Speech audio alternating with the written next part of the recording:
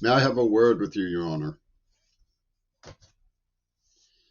My initial reaction to seeing a video on TikTok, which I find a little beyond my trauma level as an elderly person with multiple um, conditions that uh, are not subject to alleviation.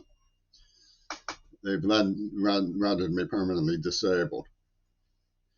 It was a video of Mackenzie Shirilla being sentenced. The impression I initially got reminded me of the inconsolable disbelief that I felt when it was sprung on me that they were covertly accusing me of could have saved John Lennon. And a Nazi slander that continues to this day, but unopenly addressed covertly as part of a military society. And when obviously it was the people who did it who were accusing me. And I don't mean to say people who killed John Lennon, because I no longer believe that he was killed from the evidence. It's a long arc of storyline dating to D'Annunzio's counterfeiting operations in Fayoum.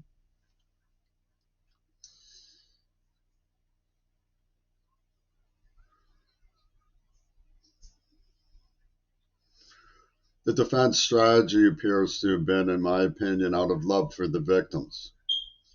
They decided to allow the contrary indications, for example, who was really boss of the Psilocybin presidency.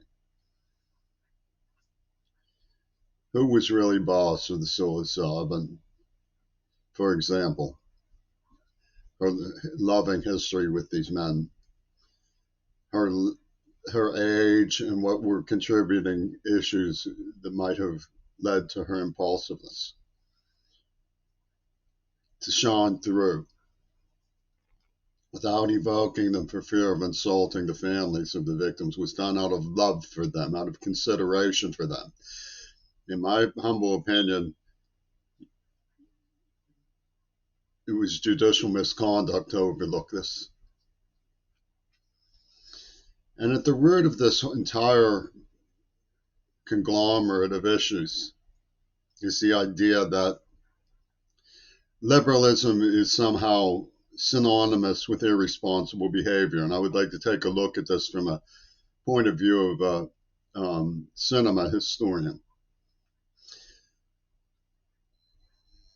The presence in Dealey Plaza, when JFK was done in by this correctional military industrial complex, of a Japanese man standing outside the Dallas Police Department as the death cab for Cutie came out, under a nuclear bunker, is clear indication that the swastika took revenge as though it's an international criminal court.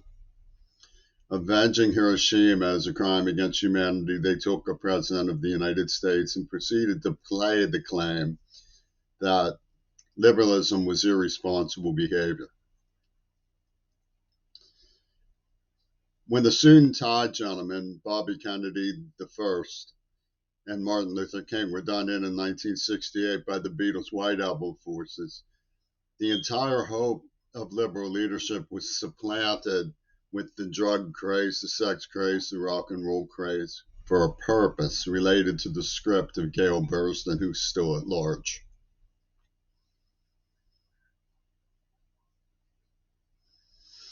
When they took me into custody, I turned to the police, the principal of the school, and my family could see in plain view that something was going on, something that couldn't be stopped, that was military, that was berserk, that was Manson-like. And I was hostage. Like a person waiting to run for it, I cooperated until I could escape. I tried to buy a car to stop them from stealing cars and gave it to them. They wouldn't have that. They held me in the back seat of a car. This is about a car crash. and put me on 2-enols. And this is the code of the entire operation.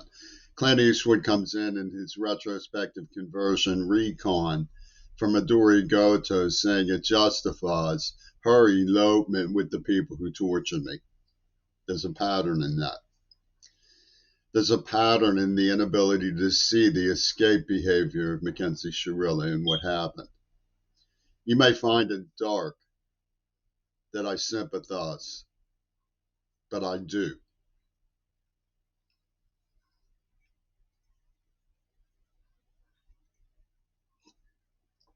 I don't believe she meant to kill anybody. I believe she was trying, in a moment of hysteria induced with the complicity of the victims, to escape. And the bottom line is, you had every indication to give consideration to that fact.